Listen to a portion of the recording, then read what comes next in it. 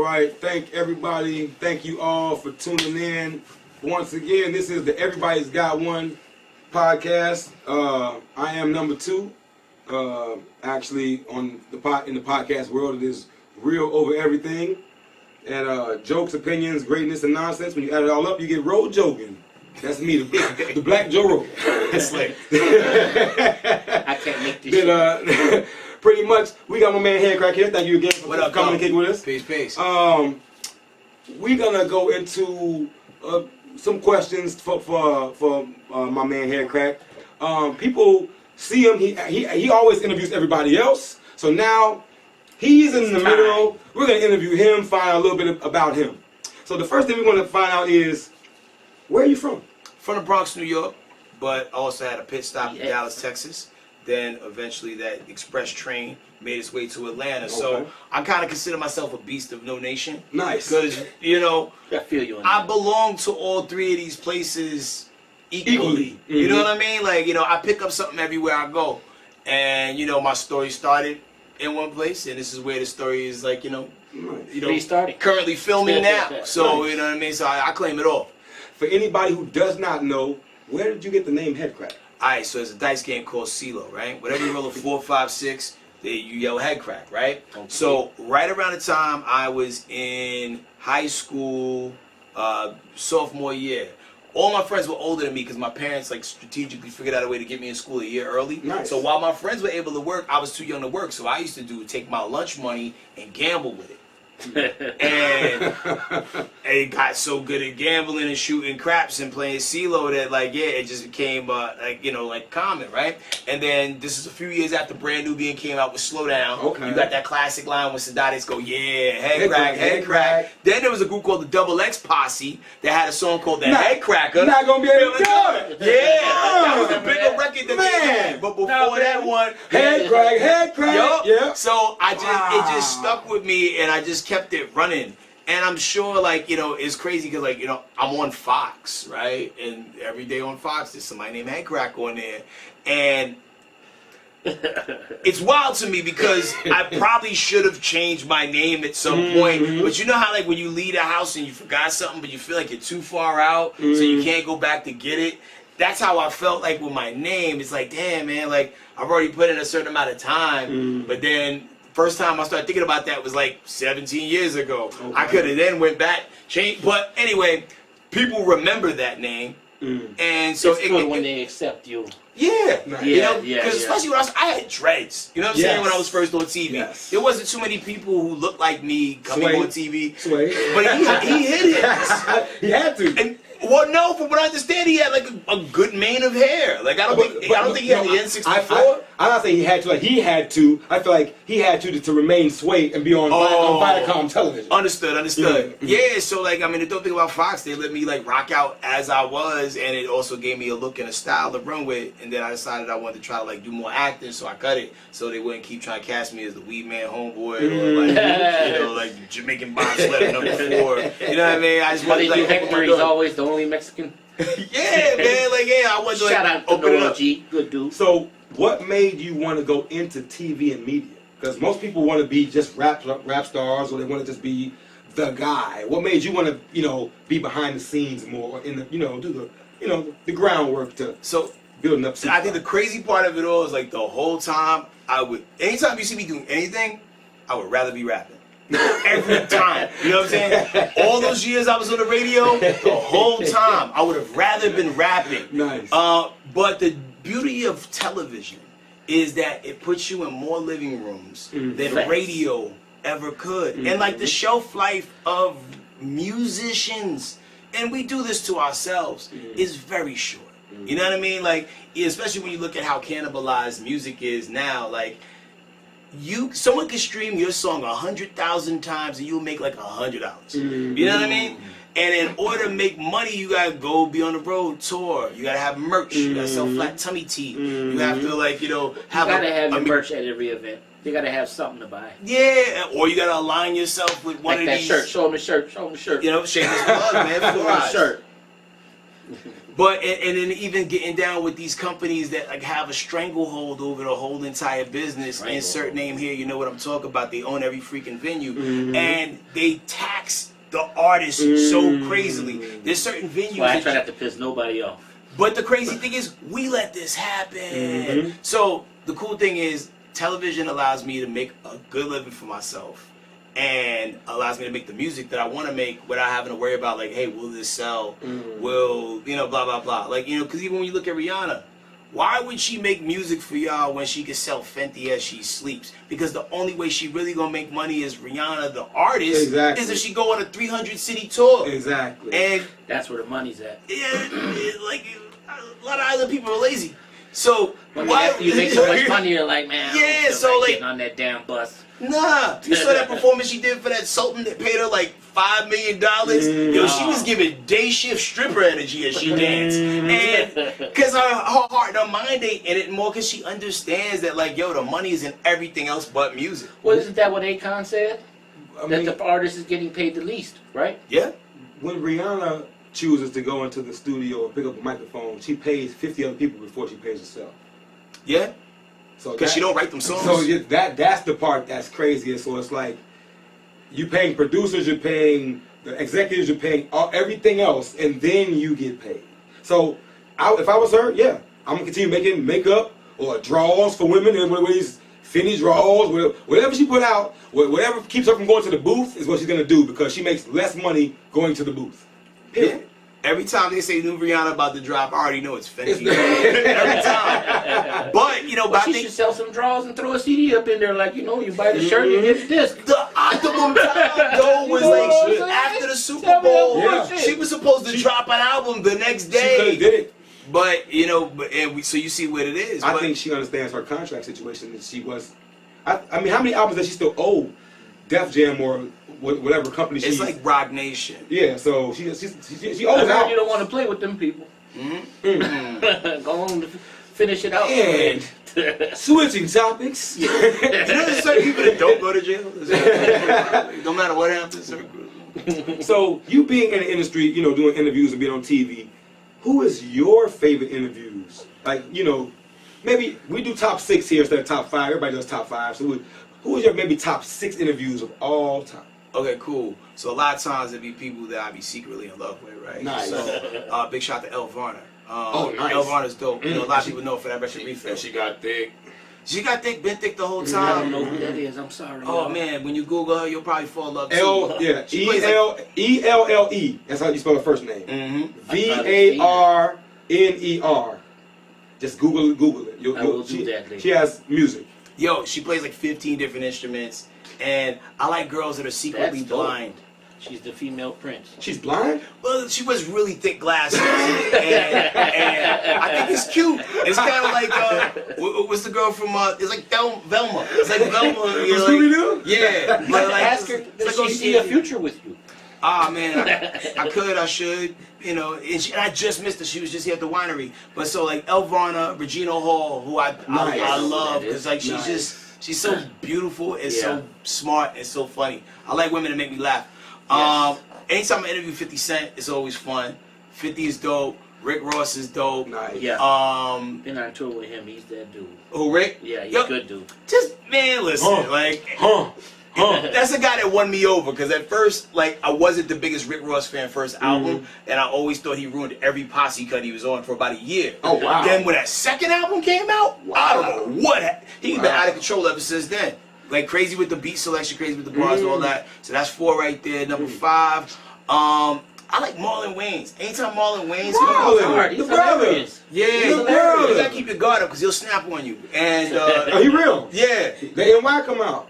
The NY come out. He real. Yeah, just when you think he Hollywood, no, you remember, no, he from up top. Yeah. That family. The last nobody gives that family as much credit as they should. You know what I'm saying? The Wayans, man. They're killing them.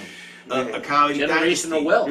And for my last one, I guess I will go with, man, because there was somebody I was talking about every time they walk into a room with Jamie Foxx. Wow. Anytime Jamie Foxx walks into a room, the room get happier. You see? Is he okay? I ain't seen him. I haven't seen him in person since his ordeal last year, but he's just a fun dude, man, and like Talented. You could I'm be a big Jamie you could be Foxx having a fan. crap day, and like all of a sudden you feel better because like I don't know. Some people just have a glow. Yeah. Like some people vibrate Yeah. high. Some people make you want to kill yourself when they leave. He makes you like want to like I don't know. I'm gonna go do something about my life. You know what I'm saying? Sort of thing. And it's crazy how you just tied up. You were just talking about the Wayans, how good the Wayans were for you to just tie in Jamie Foxx as your last guy, him coming from In Living Color. Yeah. Word. The Wayans. Oh yeah. See. You know, Yeah. the tie-ins are great. Big. It's awesome.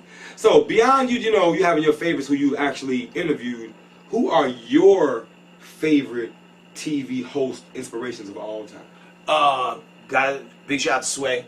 Sway, my boy. Sway. Yo, Sway is another one of them people who, like, when you go on his show, he will make you feel like you are important for the 19 minutes or seconds Well, you're there. if you're on know? his show, you are important. Well, there's that. There's that. I'm gonna interject real quick. I met Sway over 20 years ago on an MTV program with my brother. Shout out to Four Eyes, Ron Reagan Soul Crack. I met Sway. Hours passed. I met Sway, and then hours passed, and he remembered my name hours later. So that just shout out to Sway, Yo. wherever you are. Where's He a Sway real from? dude. Is- Oakland. Oakland? Oakland. Okay, all right. Bay Area Your representative. town. Yeah.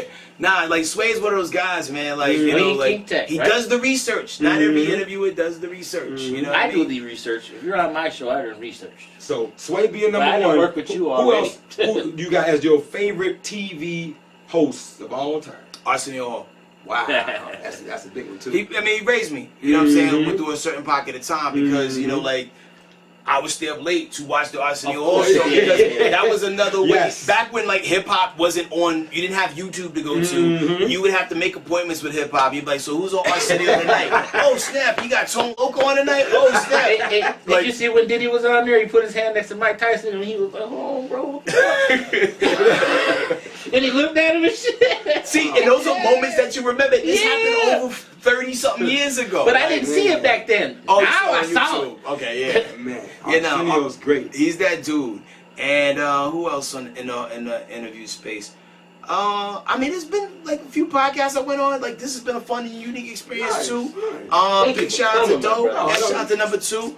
But brand new in this. but in the world that everyone knows, like those are probably like my top 2. Even though I've never had a chance to be interviewed by Arsenio, No, that's he awesome. did DM me one day and he was laughing at something I said on Dish Nation, and that meant the world to me. Damn right. Hell yeah. Being a That person gave who that looked little up to extra him. push. So another question, real quick. I thought you were gonna say. I thought you were gonna like bring Steve Harvey up. Oh, not at all. But you know, either way. Now, Donnie Simpson or Don Cornelius?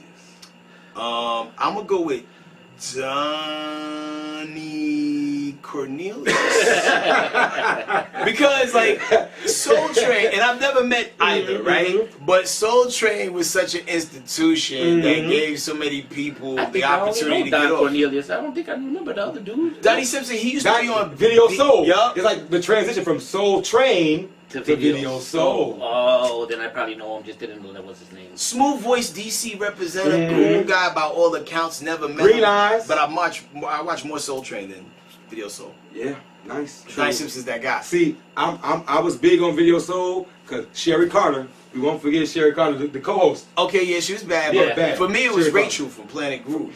I like Downtown. Rachel Julie Brown. from it was Caribbean Rhythms. Caribbean Rhythms. Was there a show called Planet Groove too?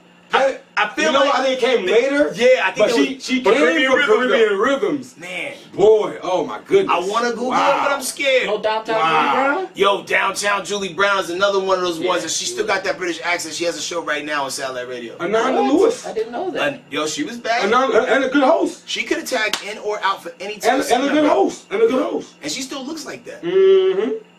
So, before we get out of here, I know you do music. So, how long have you been doing music? Because people know you for doing TV and hosting stuff. How long have you actually been doing hip hop, doing your rap shit? I think the first time I rapped where it counted was probably in the 7th grade.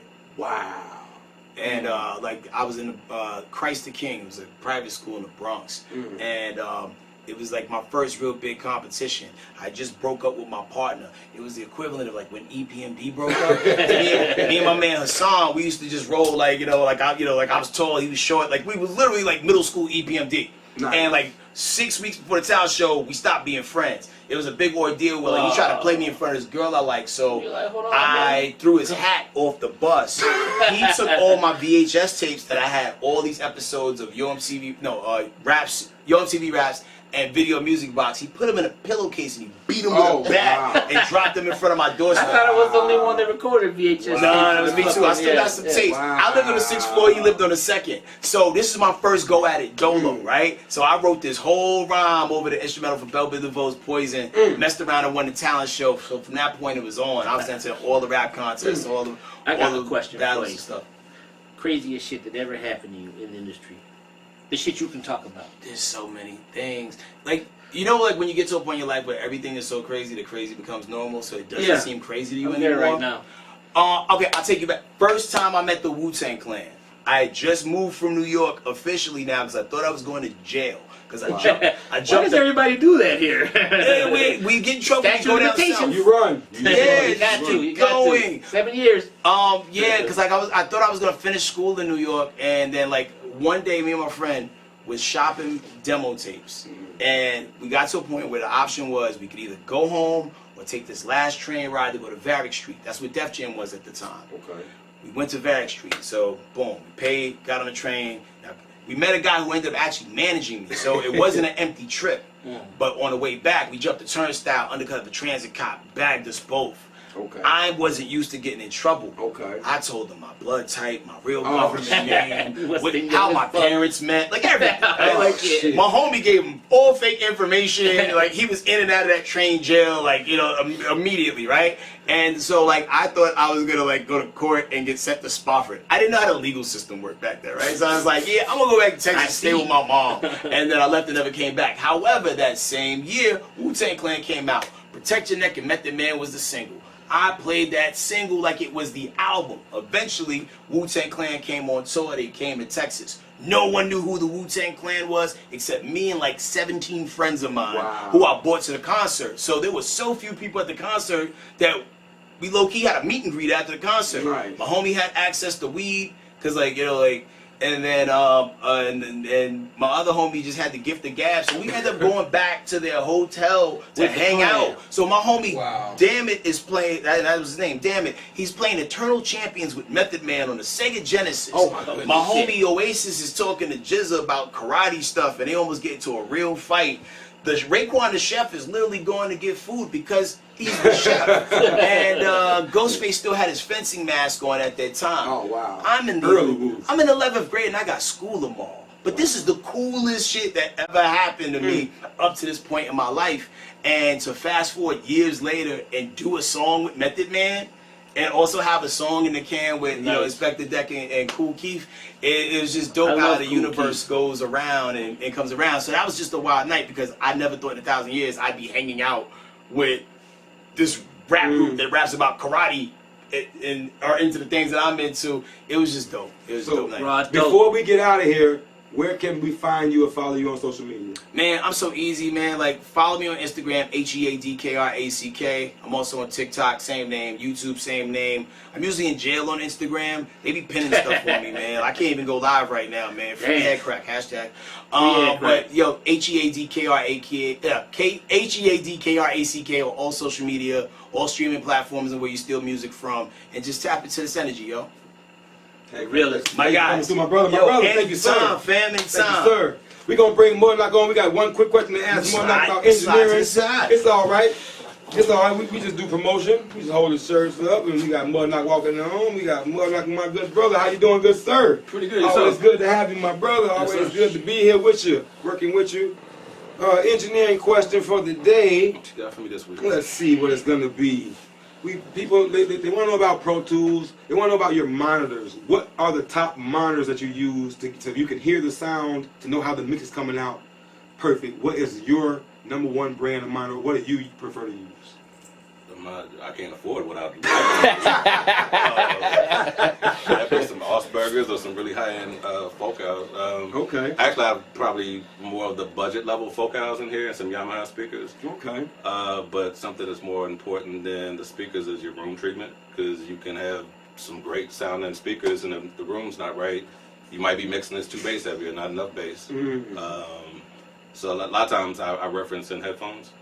The new thing, I won't say new, it's been out for years now, but Slate has these headphones that kind of model. Because a lot of engineers will do the car test.